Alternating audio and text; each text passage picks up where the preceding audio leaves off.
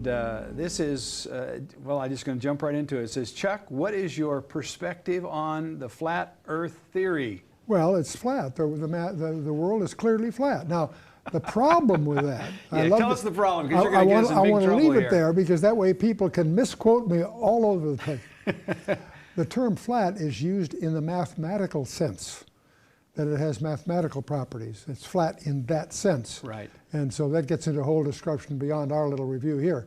But that the flat Earth, when people think of the flat Earth, they think of the people that, you know, I love that painting which has the ship going off the edge, right, and the caption says, "I told you so," you know. So that's not what we're talking about. We're not talking about a three-dimensional flat Earth. Yes, and it's flat in a sense of its mathematical properties, not in the sense of its topology in the usual sense. Yeah. Well, in this sense also, you did a teaching called the holographic universe, which then says actually everything is synthetic. I mean, would that also be an element to this flat Earth absolutely. idea? If you go down this path, you're going to get right into the nature of reality, the boundaries of our reality. No, that addresses the issue that it's more complex, and people that try to give a three-dimensional answer to a hyperdimensional issue, they're really stepping on a minefield, aren't they? They're really going into an area that they really... But I would encourage them to do that, though. I think going down that path is useful. I think we need to understand what we mean by the fact that the universe may be holographic. Yes. And, all right, so here's the first thing I want to point out. The time-traveling device on this show is an eyeball. And I just watched a video by D13 Watchman.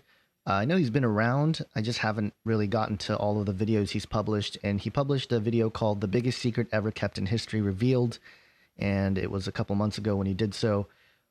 Now, I don't necessarily agree with everything he talks about in this video, but in it, he proposes the idea that the flat Earth, spherical Earth, and hollow Earth are all one and the same. And this is something that really resonated with me because it is something that I've been thinking about as a possibility for a while now, since the flat Earth discussion came about.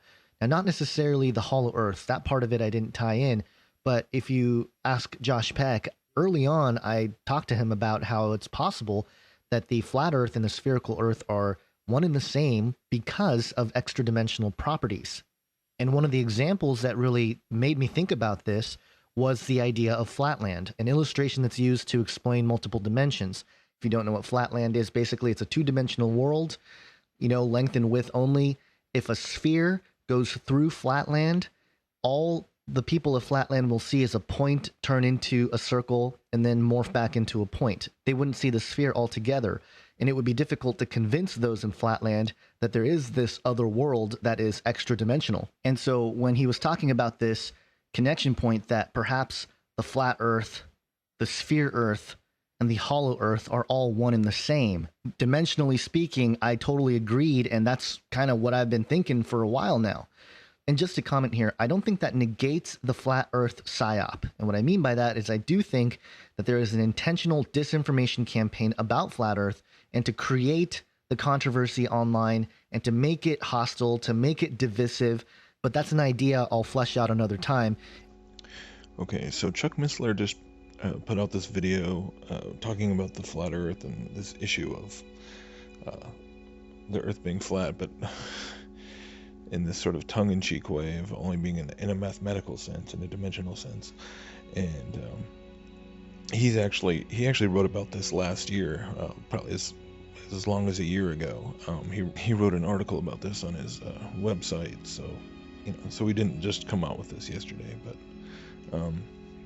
yeah, it's interesting in that it's trying to kind of affirm the flat Earth, but in a way it's something totally different, and it gets into the whole holographic universe idea, which is kind of interesting too when you now hearing this announcement by Gonz, which I was really looking forward to hearing, and I was really surprised and pretty pleased actually to hear him mention the video by D13 Watchman, talking about the combination of spherical Earth, flat Earth, and hollow Earth, and how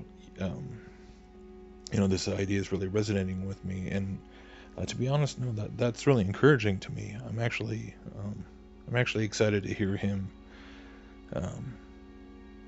at least exploring it on that sort of level.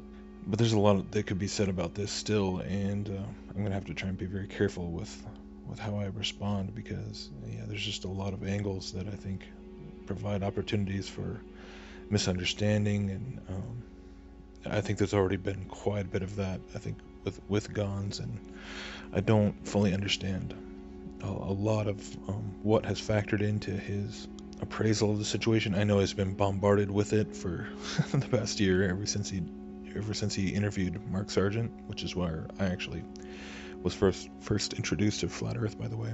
But in some ways, as encouraging as I find it, I will admit that I have to say that this idea of, you know, the hyperdimensional aspects to the cosmos and all that is obviously, well, on the one hand, while it's something I've been exploring and talking about a great deal myself, ever since I started hearing about Flat Earth, I too was immediately thinking about a lot of the stuff that Josh Peck talks about. I've made a few videos about that a long time ago, which probably a lot of people have not seen. But I do think we have to be careful here. It's interesting because, you know, back when I first was exposed to the Flat Earth idea, you know, I too thought it was kind of interesting, or maybe a little bit just kind of a fun conspiratorial, you know, romp or whatever, you know, where I thought, well, maybe there's a nugget of truth to this somewhere, and, you know, obviously not in the literal sense, right? I mean, because come on, the Earth itself is not flat. I mean, that's ridiculous. But, you know, I very early on was kind of gripped by this idea that the Flat Earth was maybe more of allegorically true, kind of the way that Missler and now Gonz and I think several other people are kind of kicking around in terms of it just being a way of understanding the dimensional, you know, levels to the universe, and like maybe the firmament is way of kind of describing this dimensional barrier, dimensional veil. And I actually do still think of the firmament that way. However, you know, what I eventually came face to face with was, in terms of having to come back and take a more serious look at Flat Earth, was things like the simple question of curvature, which still, after a year of seeing Gonz being, you know, pressed on this question of Flat Earth and having tons of his viewers and you know, brothers and sisters in Christ coming to him, it's like the whole question of curvature just gets ignored. And then I think, you know, the other main point that by guys like Gonz or Chuck Missler too is just the question of a truly biblical, a literal biblical interpretation when it comes to all these verses that talk about, you know, whether it's the creation itself in Genesis or throughout the Bible where it talks about the pillars and the edges, or what's going on with the stars and the angels and all these things that we talk about, right?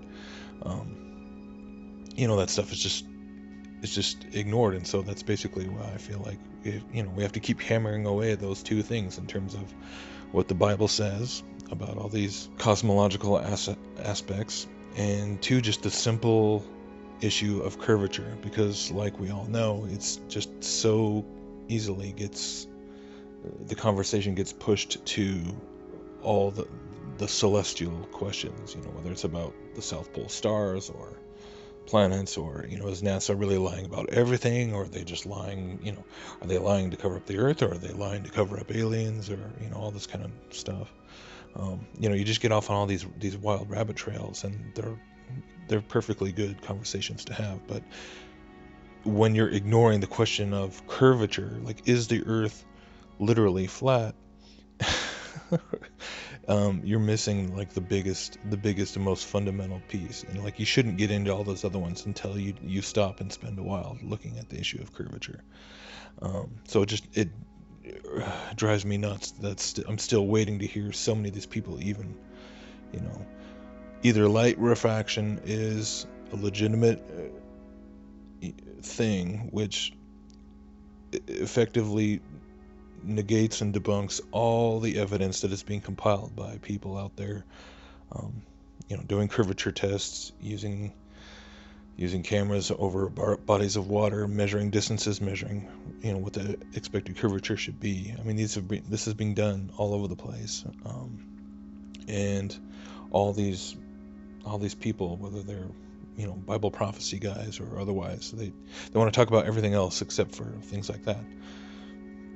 So to me, in some ways, even though obviously I very much agree with the whole hyperdimensionality aspect of creation, specifically when it comes to the heavens, but this idea of that flat Earth is true in the sense that, and then trying to appeal to the whole Flatland analogy, it sounds good, I think, but really if you flesh it out, it doesn't. No, it's to me, I have to say, in some ways, it feels like it might be more a case of a guy like Gonz or many other people who are in positions like that, where they, they're doing what they're doing full time and connected to a lot of other researchers and ministries with actual budgets and it's.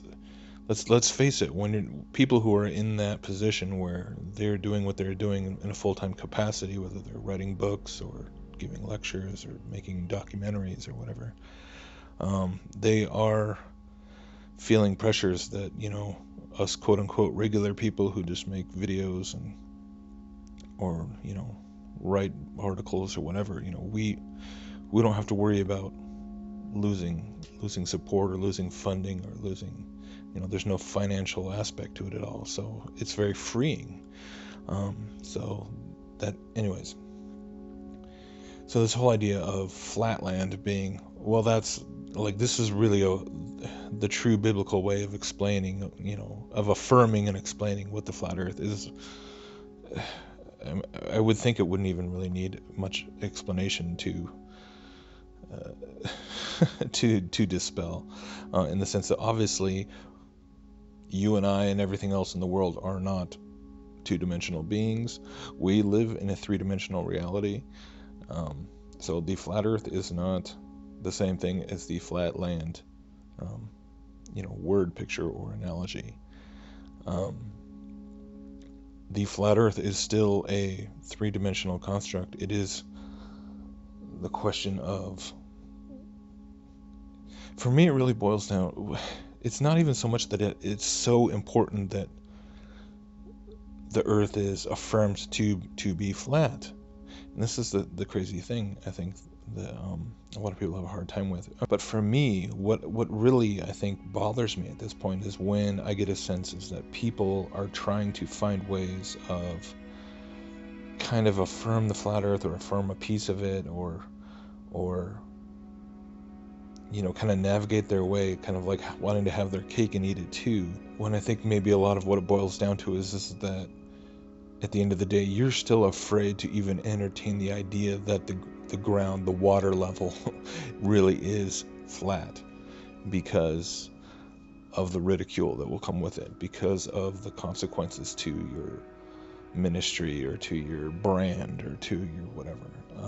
And this is just a reality that we all, it's the elephant in the room that we all know was there. So for me, that's one of the biggest issues, is just not being too afraid to really consider things, because obviously in the flat, there's so much material that is